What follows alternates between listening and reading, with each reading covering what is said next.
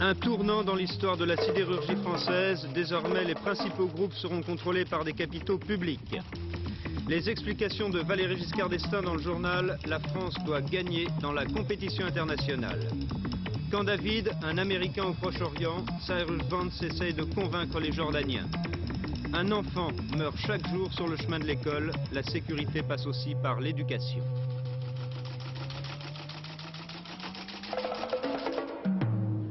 Mesdames, Messieurs, bonsoir. La France au chevet de sa sidérurgie, la sidérurgie malade, tout le monde le sait, malade de l'argent, d'un argent qui lui manque.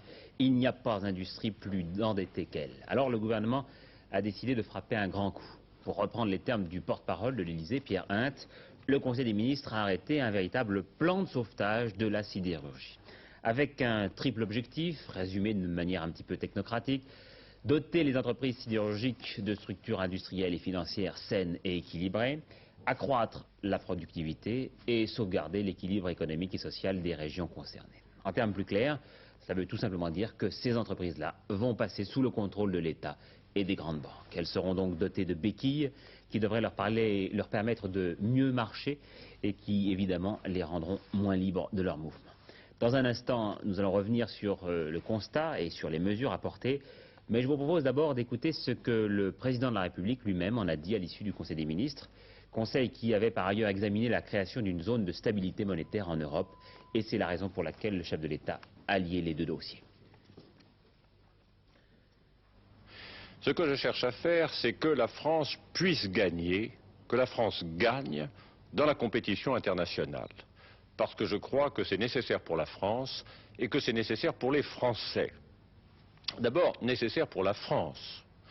Nous sommes en train d'organiser en effet l'Europe. Et si nous mettons sur pied cette organisation monétaire, cette future monnaie européenne, nous aurons franchi un pas très important dans l'organisation de l'Europe. Sans doute le pas le plus important depuis la création de la communauté économique européenne. Mais dans cette Europe, il faut que la France soit forte. Il faut qu'elle puisse discuter d'égal à égal avec les plus puissants. Et il faut donc qu'elle puisse l'emporter, gagner dans la compétition internationale. Et je dirais que ce n'est pas la peine de parler éternellement d'indépendance ou de réputation de la France si on ne donne pas à la France les moyens de gagner dans la compétition internationale. C'est mon premier objectif. Deuxième objectif, il faut gagner dans la compétition internationale pour les Français. Je veux dire, pour assurer dans l'avenir l'emploi des Français. Je ne pense pas seulement aux travailleurs qui actuellement sont soit à la recherche d'un emploi, soit au travail, mais je pense à ces 12,5 millions de jeunes Français qui sont entrés à l'école à la fin de la semaine dernière et qui sont actuellement au travail. Il faut nous préoccuper de leur préparer leur avenir et leur emploi. Or, la France ne pourra assurer l'emploi de sa jeunesse que si elle est capable de gagner dans la compétition internationale. Réfléchissons de la façon suivante. Il y aura un emploi en France si nous augmentons la quantité de ce que la France produit et vend.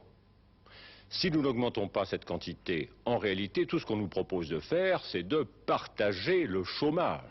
Eh bien, mon objectif n'est pas de partager le chômage entre les Français. Mon objectif, c'est d'accroître les capacités de la France dans ce qu'elle produit et dans ce qu'elle vend, de façon à pouvoir assurer dans l'avenir l'emploi de tous. Eh bien, pour le faire, il faut gagner sur les autres.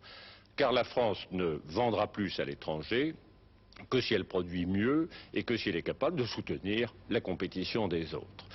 Alors souvent, naturellement, on répond au découragement et on veut faire croire que la France n'en est pas capable. Pourquoi n'en serait-elle pas capable?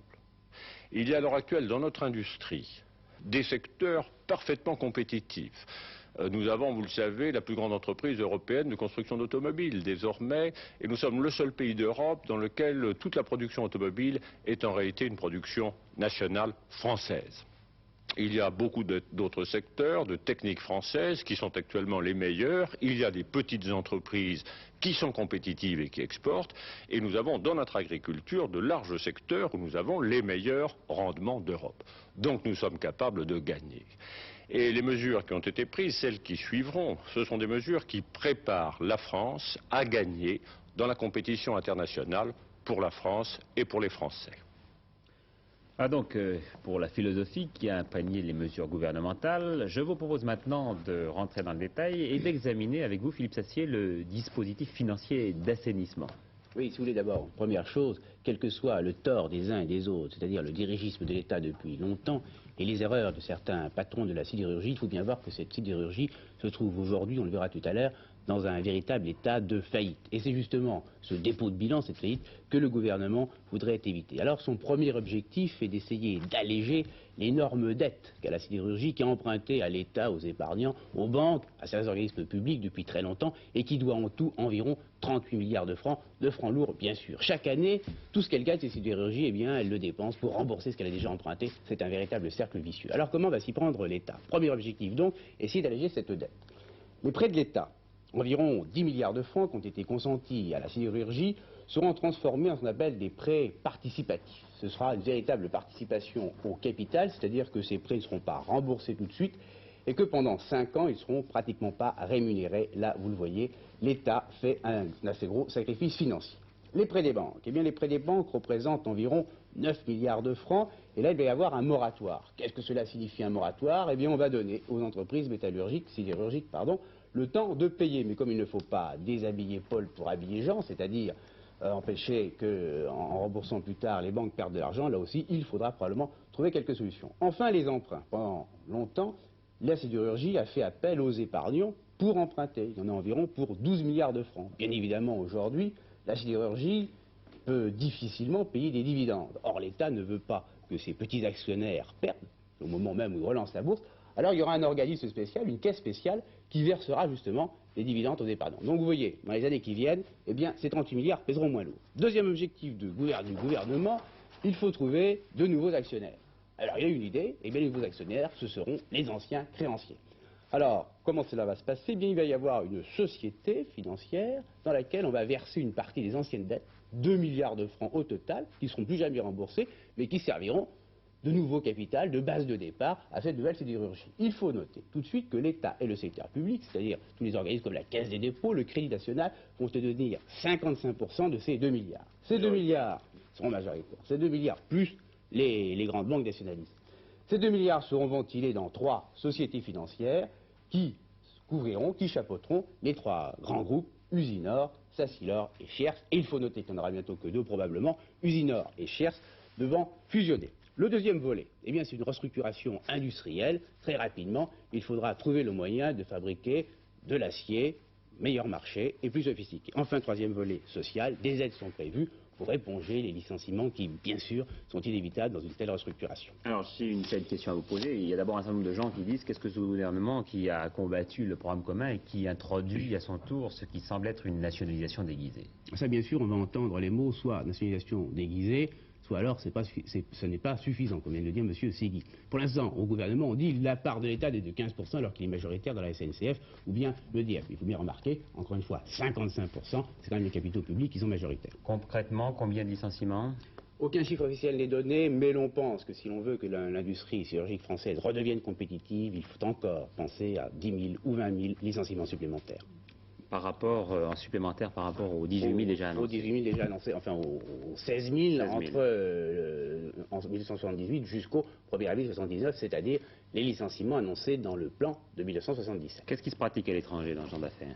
Il faut dire qu'à l'étranger, pratiquement dans toutes les sidérurgies, depuis un certain nombre d'années, il y a eu des licenciements pour redevenir compétitifs. Qu'est-ce qui va se passer pour les anciens actionnaires? Alors, les anciens actionnaires ne le sont plus, ce sont donc bien les créanciers, et a dit M. Giraud, le ministre de l'Industrie, il n'est pas question que les anciens actionnaires reviennent en poste, par conséquent, ils disparaissent. Donc de nouveaux dirigeants également? De nouveaux dirigeants qui seront nommés par les nouveaux actionnaires, c'est-à-dire par les anciens créanciers. On connaîtra leur nom très rapidement. Est-ce que, à votre avis, c'est un exemple qui pourrait être utilisé pour d'autres secteurs malades, comme le textile, comme les chantiers navals? Vous savez, la politique de l'État est de dire les entreprises sont libres, mais nous interviendrons quand il le faudra dans des gros secteurs qui connaissent de trop grosses difficultés. Il faut dire qu'aucun secteur ne connaît les difficultés de la sidérurgie, mais enfin, ça peut être un exemple. Voilà, je vous rappelle que c'est un projet de loi que le Parlement donc va être appelé à en discuter. Je crois que l'on comprendra mieux ces mesures et ce qu'en a dit le chef de l'État tout à l'heure quand nous aurons vu avec Pierre Maïtiaville ce qu'est la situation réelle de l'acier français, donc de la sidérurgie. La sidérurgie en France est beaucoup plus éparpillée qu'on ne le croit souvent. On trouve des dizaines d'implantations réparties sur tout le territoire, y compris en Bretagne, dans les Pays de Loire, l'Alsace, la Savoie, la Basse-Normandie, etc. Mais quelques-unes seulement pèsent vraiment lourd dans la production de l'acier français. Citons Creusot-Loire du groupe Ampin et le groupe de Chiers-Châtillon, dont dépend entre autres l'acierie de Neuve-Maisons près de Nancy, dont on parle beaucoup en ce moment. Mais les deux gros morceaux demeurent bien sûr dans le nord, Usinor Dunkerque, et en Lorraine, Solax-Acylor. Ils sont le fruit de regroupements multiples au fil des années qui ont aussi abouti par la volonté de l'État à une implantation sur les bords de la Méditerranée, la Solmer à Fos. Sur tout cet ensemble, très sommairement résumé par cette carte, s'est abattue depuis 4 ans une crise absolument sans précédent. C'est d'abord une crise mondiale. Depuis 1973, dans le monde entier, l'énergie est devenue chère, tandis que la croissance et donc la demande d'acier se ralentissait. Exemple, quand le bâtiment achète moins de fer à béton, les laminoirs travaillent moins. Ensuite et surtout, les grands pays industriels qui traditionnellement fabriquent de l'acier pour le monde entier ont vu surgir de nouveaux et redoutables concurrents. Japon, Asie du Sud-Est, Australie. Un chiffre qui en dit long, les États-Unis étaient naguère les maîtres de l'acier. 40% de la production de la planète en 52. En 75, ils n'en fournissaient plus que 16% et la baisse continue. Désormais, pour vendre 1 tonne d'acier, il faut se battre et serrer les prix. Tout cela frappe aussi, bien sûr, la sidérurgie française. Mais la France traîne en plus des handicaps qui lui sont propres. D'abord, une productivité trop faible. Pour un Fos-sur-Mer moderne, mais qui ne tourne qu'à mi-puissance, il reste trop d'installations techniquement dépassées et vétustes. Résultat, chaque tonne d'acier coûte en moyenne 11 heures de travail en France, 8 heures seulement en Allemagne. Enfin et surtout, les dettes. Coincée entre ses prix de revient élevés et la concurrence, la sidérurgie française perd depuis 4 ans des sommes prodigieuses, plus de 6 milliards l'année dernière. Alors on a emprunté aux banques, à l'État, des sommes énormes qui sont devenues un boulet impossible à traîner. L'endettement total a progressé de 10 milliards en 2 ans. Il en est à 38 milliards, lourd bien entendu. Aucune entreprise jamais n'a pu supporter un endettement qui dépasse le chiffre d'affaires. Et comme le déficit continue de grandir, les sidérurgistes ne peuvent même plus payer les intérêts. Mais personne ne pourrait tolérer la mise en faillite de toute la sidérurgie française et de ses 150 000 salariés. L'État tente donc aujourd'hui de redresser la situation en prenant le contrôle. On peut dire qu'il s'agit en fait du dépôt de bilan de l'industrie privée de l'acier français. Pour l'instant, autant qu'on sache, l'accueil des syndicats au plan gouvernemental est assez mitigé. Je dis autant qu'on sache car la CFDT ne réagira que vendredi. La CGT ne tire pas à boulet rouge sur ce plan, mais elle réclame une nationalisation réelle et durable de la sidérurgie. Quant aux communistes, c'est demain qu'ils présenteront leurs propositions à l'Assemblée nationale. Il y a quand même fort à parier que les syndicats renâcleront au moins sur un point, sur les licenciements prévus. Licenciements dont le nombre, on vous l'a dit, n'a pas été annoncé, mais dont le principe paraît acquis. Fort à parier aussi que la réaction sera particulièrement vive du côté de Neuve-Maisons. Neuve-Maisons, un bel exemple d'acrobatie difficile à comprendre de la part des sidérurgistes. Un exemple que va vous raconter sur place Jean-Louis Le Seine. La CGT avec vous aujourd'hui au port de l'entreprise et aussi à Paris. Signez la pétition de la CGT. Le 13 juillet dernier, la veille du départ des ouvriers en vacances, il ne reste plus que 6 mois de travail environ pour terminer la construction de l'acierie de Neuve-Maisons. Une acierie ultramoderne, dernier cri de la technique dans le domaine de la sidérurgie. Seulement, le 13 juillet, c'est la date choisie par les directions des 1er et 3e groupes français de l'acier, Usinor et Chiers-Châtillon, le propriétaire de Neuve-Maisons, pour annoncer qu'elles ont l'intention de fusionner et que pendant les négociations, les travaux de la nouvelle acierie sont interrompus. Les deux groupes précisent à l'occasion qu'ils se réservent la possibilité de démonter Neuve-Maisons pour remonter l'acierie à Longwy où Usinor possède l'essentiel de ses activités lorraines. Or, 25 000 mètres cubes de béton ont déjà été coulés, 7 500 tonnes de charpente sont déjà montées, les 4 ponts roulants sont là, les 2 cornues géantes aussi. 170 milliards de centimes jetés dans la Moselle, une Moselle canalisée sur 50 km en vain. La direction de l'usine avoue qu'elle n'y comprend rien, les ouvriers partent en guerre, tout comme les cadres. Le démontage de l'acierie représenterait l'arrêt à terme absolument certain de l'usine de Neuve-Maisons. Or, l'arrêt de Neuve-Maisons, ça représente d'une part le personnel déjà, mais ça représente d'autre part cette somme d'argent innombrable. Le chiffre d'1,7 milliard a été indiqué, ça représente à peu près les sommes qui sont en jeu et ça représente bien plus que la Villette. Pour être tout à fait compétitive, Neuve Maisons doit passer d'une production d'acier de 600 000 tonnes par an à 1 200 000 tonnes. Mais pour survivre, l'usine a besoin aujourd'hui de l'acierie. Sinon, disent les patrons, dans 2 ans, c'est fini. Conséquence inévitable sur le plan social en cas de fermeture, 3200 chômeurs supplémentaires en Lorraine, en plus des retombées dans toutes les entreprises de la région qui sous-traitent avec Neuve Maisons. La décision définitive concernant l'usine et l'acierie ne sera prise vraisemblablement qu'en octobre. Ici, l'incompréhension a fait place à la colère. L'année dernière, le premier plan acier prévoyait la suppression de 16 000 emplois dans la sidérurgie lorraine en 2 ans. Les mesures annoncées aujourd'hui n'ont rassuré personne à Neuve Maisons, loin s'en faut. Oui, c'est un dossier qui n'a pas beaucoup contribué à aider Jean-Jacques Sambrin-Schreiber au premier tour de la partielle de dimanche dernier. On verra bien quelle sera la réaction des électeurs lorrains dimanche prochain dans le duel qui l'oppose au socialiste Yvon Tondre. Toujours au Conseil des ministres de ce matin, deuxième gros chapitre, la réforme des permissions de sortie accordées à certains détenus. Une réforme qui consiste essentiellement en la création d'un régime de sûreté pour certains condamnés. Ce régime sera appliqué aux détenus condamnés à de longues peines pour de graves infractions. Avec Paul Lefebvre, nous avons examiné la semaine dernière l'essentiel de cette réforme. Mais jusqu'alors, nous ne faisions parler que les juges, les directeurs de prison ou même le garde des Sceaux. Il nous a paru intéressant d'essayer de comprendre ce que cela représentait pour un détenu. Claude Sérion a pu rencontrer un jeune homme de 29 ans qui vient de purger une peine de 7 ans de réclusion pour vol qualifié. 2 fois, cet homme, pendant sa détention, a pu bénéficier de permission de sortie. Écoutons son témoignage. Si on enlève une permission à un détenu, je crois que c'est presque lui enlever son manger. Parce que ça fait partie de la vie de la prison. Est-ce que ces permissions de sortie vous ont permis une réinsertion sociale plus facile? Une réinsertion sociale, c'est pas le mot. À l'heure actuelle, je viens de sortir de prison, à l'heure actuelle, je suis au chômage. Je suis à la recherche d'un emploi. Une réinsertion, il n'y a que moi-même qui le sais.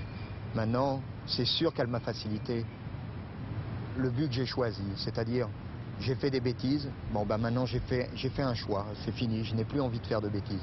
Et je pense que cette permission a été pour moi d'un grand secours. Parce que si on m'avait jeté après 5 années de prison, si on m'avait mis à la porte, je crois que le choc aurait été trop grand. La première tentation, c'est pas de fuir et de surtout pas revenir à la prison. La première tentation, vous dites, je reviendrai jamais dans une chose comme ça. C'est vrai, j'ai pensé à parvenir. Mais vous avez les gens qui vous aiment, vous dites retourne, retourne, c'est fini. Mais dire que ça ne m'a pas effleuré, c'est faux. Vraiment, j'ai eu envie de parvenir.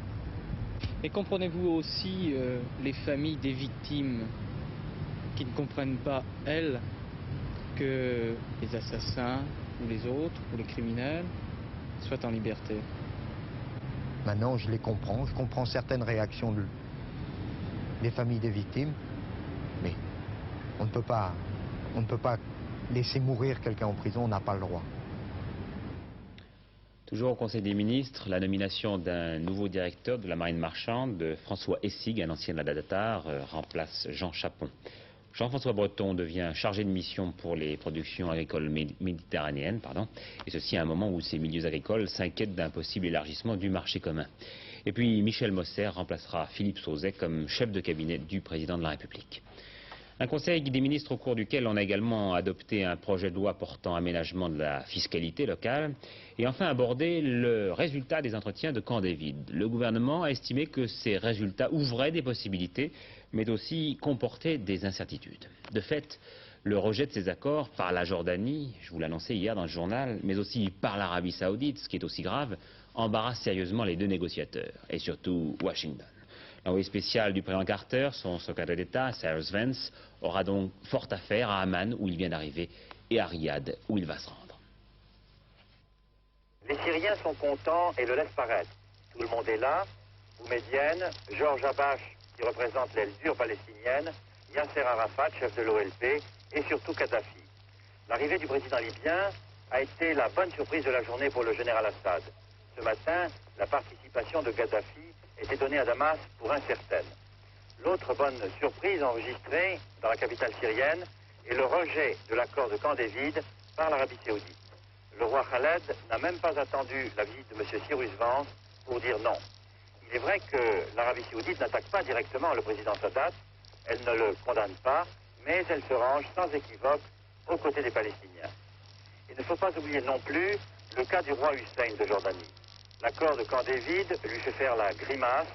Sa réserve est d'ailleurs tout aussi grande à l'égard du camp de la fermeté. Au président Carter les roses, à moi les épines. Ainsi pourrait-on résumer la pensée secrète de M. Vance, le secrétaire d'État aux affaires étrangères américain qui a commencé aujourd'hui en Jordanie sa tournée d'explication des accords de Camp David. Sa mission apparaît d'autant plus difficile qu'avec une rapidité inaccoutumée, le roi Hussein a donc déjà fait savoir qu'il ne se sentait nullement engagé par ces accords. Plus grave encore, M. Vance doit rencontrer demain le roi Khaled d'Arabie Saoudite qui lui aussi condamne donc les accords Sadat-Begin. Pourtant foncièrement pro-américain, le roi Khaled n'a semble-t-il pas admis le caractère strictement bilatéral de ces accords entre l'Égypte et Israël, pas plus qu'il n'accepte le non-règlement du statut de Jérusalem. Enfin, M. Vance finira son périple par Damas. Là, il est sûr de ne pas être accueilli à bras ouverts. D'ailleurs, son escale ne doit pas durer plus de 5 heures. Hostilité aussi à Beyrouth aujourd'hui où les Palestiniens, obéissant à un mot d'ordre de grève générale contre les accords de Camp David, ont fermé leurs boutiques et manifesté dans les rues. Une autre opération ville morte était également organisée dans les territoires occupés de Cisjordanie. Si la plupart des pays arabes sont mécontents, en Israël tout ne va pas pour le mieux non plus, puisque l'armée a fait évacuer aujourd'hui un kibboutz sauvage qui s'était installé avant-hier près de Naplouse en Cisjordanie. Par cette action, ces pionniers entendaient protester contre l'interdiction de nouvelles implantations de colonies juives dans tous les territoires occupés, décision prise à Camp David. J'ajoute à cela qu'en Égypte, où M. Sadat doit revenir en fin de semaine après une escale au Maroc, le gouvernement sera remanié, que le Koweït puis le Nord-Yémen ont également rejeté ces accords et qu'enfin Jean-Paul Ier, de manière très prudente, s'est borné à souhaiter que les applaudissements qui ont salué Jimmy Carter au Congrès hier pénètrent dans le cœur des chrétiens. Afrique du Sud, John Worster, jusqu'alors Premier ministre, vient de démissionner. Le numéro 1 sud-africain a annoncé par ailleurs la rupture des négociations de son pays avec les Nations Unies au sujet de l'indépendance de la Namibie. On dit que M. Worster, qui connaît quelques problèmes de santé, pourrait se présenter à la présidence de la République de son pays. Jacques Chirac en Chine. Pour la 4e journée de son séjour, il doit rencontrer le vice-premier ministre Deng Xiaoping. Hier, il avait vu le successeur de Mao, Hua Guofeng. Il a donc été reçu par les 2 plus importants personnages de l'État en Chine. Un nouveau gaz toxique sur l'Italie. Ce nuage met en émoi les Génois à la suite d'une fausse manœuvre d'un chauffeur de camion-citerne. Un nuage très dangereux s'est répandu sur la ville. 3 morts et 35 hospitalisés chez les ouvriers de l'usine. Des dizaines d'intoxiqués parmi la population. Retour en France maintenant avec la reprise de la grève du zèle des contrôleurs aériens, de la navigation aérienne, donc reprise décidée à Aix-en-Provence pour l'ensemble des territoires français à partir de vendredi. François Mitterrand au magazine Elle, le Parti communiste vient de faire la démonstration qu'il n'était pas un allié sûr, qu'il était capable de retourner ses armes contre ses alliés, ce qui est la pire des situations imaginables. Mort d'un académicien, Étienne Gilson, professeur de philosophie en France puis aux États-Unis, s'était principalement consacré à la philosophie du Moyen-Âge. Étienne Gilson avait 94 ans. La semaine de 4 jours, une usine où les ouvriers peuvent trouver piscine, sauna ou cours de tennis, il y avait de quoi se précipiter sur les petites annonces. Eh bien, c'est déjà trop tard. Les 160 employés d'une entreprise vosgienne se retrouvent aujourd'hui pénalisés par la législation du travail, qui veut que les 40 heures de travail hebdomadaires soient obligatoirement réparties en 5 jours. Et c'est simplement pour cela que le PDG se retrouvera dans 9 jours devant le tribunal de Saint-Dié. Plus qu'1 jour avant la fin de la semaine, les employés de International Décor ne sont pas tout à fait des employés comme les autres. Pour eux, cette semaine de travail s'achèvera jeudi soir. Pour gagner ce 3e jour de repos hebdomadaire, il leur faut travailler 10 heures par jour, du lundi au jeudi. Pratique illégale aux yeux de l'inspection du travail, mais qui satisfait pleinement la presque totalité des 160 employés de l'entreprise. Une entreprise sans problème d'ailleurs, elle s'est installée il y a 10 ans dans les locaux d'une usine textile, presque un symbole. Depuis, elle s'est développée. Sa production, bijoux de fantaisie et sigles automobiles, a augmenté régulièrement. Lucien Biget, patron de l'usine, avoue sans honte qu'il a pensé le premier à étendre la durée de la journée à 10 heures pour des raisons d'économie. Près de 150 000 litres d'eau alimentent les bains de chromage et d'oxydation, une énorme masse d'eau qu'il faut chauffer quotidiennement. Alors le vendredi matin, les ouvriers venaient, nous mettions 1h30 à commencer à lancer la chaîne. Nous travaillions 1 heure et nous arrêtions 1h30 avant pour terminer, puisqu'il faut sortir toutes les pièces du bain. C'est-à-dire qu'on brûlait 20% d'énergie en plus pour travailler 1 heure. Quelles ont été au début les réactions de vos employés? Au début, ils ont suivi. Je leur demandais journellement, oh bah oui, c'est un peu long, 1 heure de plus. Et on avait 5 ou 6 garçons qui ont dit non, moi je veux pas. Alors ils ont travaillé 9 heures par jour, ils sont venus le vendredi matin, ils l'ont fait 1 semaine. Et après, ils ont fait comme tout le monde, ils ont travaillé 4 jours par semaine.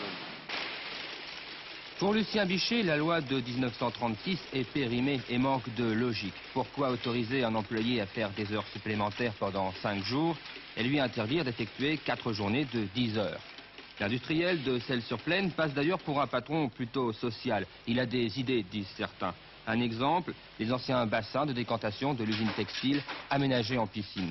Dans cette entreprise où la majorité de la main-d'œuvre à 60% féminine reste peu qualifiée, on tient beaucoup à garder ce nouveau rythme de travail.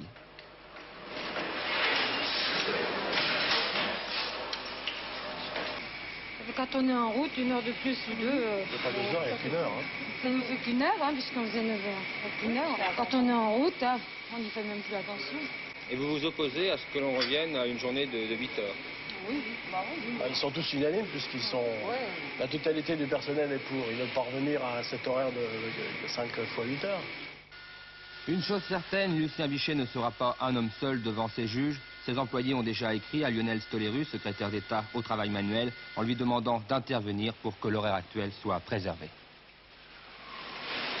Eh bien justement, Lionel Stoléru vient de déclarer qu'il envisageait d'introduire d'ici à la fin de l'année un petit peu plus de souplesse dans les dispositions du Code de travail sur la semaine de 40 heures.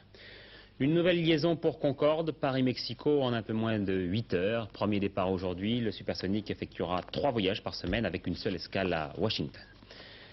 Je crois que 3 jours après la rentrée, nous pouvons aborder un grave problème, celui de la sécurité des écoliers. Tous les jours, un enfant meurt en se rendant ou en rentrant de l'école. Chaque année, 15 000 écoliers sont ainsi victimes d'un accident grave ou même mortel. Ces accidents pourraient être évités si les éducateurs et les parents étaient plus vigilants et les conducteurs bien sûr plus prudents. C'est la raison pour laquelle la prévention routière a relancé aujourd'hui une campagne d'information dans les écoles. Cette petite fille est paralysée à vie. Elle a été accidentée sur le chemin de l'école. Depuis le 11 mars 1977, elle vit dans les hôpitaux. Et pour résumer, actuellement, ils ont sorti du coma. Elle nous reconnaît, mais si vous voulez, elle n'a pas retrouvé l'usage de la parole. C'est-à-dire qu'elle est aphasique. Elle est hémiplégique également, totalement du côté gauche, partiellement du côté droit. Ce jour de mars, Pascal, 14 ans, se rendait au CES en vélo comme d'habitude. Une camionnette la renverse et c'est le drame. Un drame qui bouleverse sa famille pour toujours. Tous les jours, tous les week-ends, nous avons ce témoignage-là sous les yeux. Ça nous fait énormément de mal, bien sûr, pour notre fille et pour nous, parce qu'on a parfaitement conscience que sa vie est fichue. Pour nous, c'est aussi, nous n'avons jamais l'occasion de sortir, nous n'avons même pas le goût de sortir, en fait. Et puis, pour les frères et sœurs, c'est pareil, nous essayons de les faire vivre normalement. Mais leur scolarité aussi est plus ou moins perturbée par ça. Et voilà, enfin on vit avec ça. Pour les enfants, la rue c'est un jeu. On joue à avoir peur, on joue même à mourir. Mais parfois on meurt vraiment. Et surtout dans 70% des cas, ce sont les enfants eux-mêmes qui sont responsables. Ces imprudences se payent trop cher. Et la tranche la plus touchée, c'est de 5 ans à 9 ans. Au point de vue des morts et au point de vue de... C'est pourquoi? Eh bien, c'est très simple. À 5 ans, l'enfant sort de chez lui, il sort de maman, il sort des jupons de maman. Il va à l'école, il commence à aller à l'école. Et il y a une période d'adaptation au chemin de l'école entre 5 et 9 ans. Pourquoi? que ce soit en ville, question piéton, pour les enfants piétons en ville, ou au village pour les bicyclettes, eh bien, il y a toute une éducation à faire. Le cycliste tend le bras, hein, il engage dans son carrefour, il fait comme ceci. Est-ce que c'est bon? Aujourd'hui, on peut faire venir des gendarmes en classe pour enseigner la prévention routière ou emmener les élèves sur place, comme ici au jardin d'acclimatation, où depuis des années les enfants s'initient au code de la route. Oui, c'est bien le 14. Voilà, il a tombé. C'est sérieux le 15 jours? Non, je pense que c'est plutôt sérieux. Mais quand tu es chez toi sur ton vélo, est-ce que tu fais aussi attention qu'ici? Bah non, un peu moins. Aujourd'hui, il joue à être prudent. Demain, qui sait, dans la rue, il détournera peut-être la tête ou pensera à autre chose. Résultat, 500 enfants tués et 15 000 blessés. Je crois quand même que ce reportage vaut tous les conseils de prudence. Avant la page de la météo, le loto du mercredi, la combinaison gagnante avec les 6 numéros 4, 5, 12, 25, 34 et 41. Numéro complémentaire, le 36. La météo donc, aujourd'hui soleil et temps frais sur tout le pays. Pour demain, de la Manche à l'Alsace, une zone nuageuse. Sur le reste du pays, après dissipation des brumes matinales, temps généralement ensoleillé. Mistral dans la vallée du Rhône. Dernier rendez-vous avec l'actualité, 23h15, Pierre Alain. Je vous souhaite une très bonne soirée, puis je vous retrouverai demain avec plaisir.